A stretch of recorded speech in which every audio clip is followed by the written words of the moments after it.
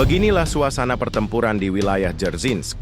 Pasukan Rusia tampak non-stop mengirim serangan ke posisi tentara Ukraina. Kendaraan lapis baja Ukraina diserang oleh drone peledak. Sedangkan gedung tinggi yang dihuni tentara Ukraina dirudal Moskow. Rekamannya diunggah di Telegram pada Jumat, 14 Februari 2025.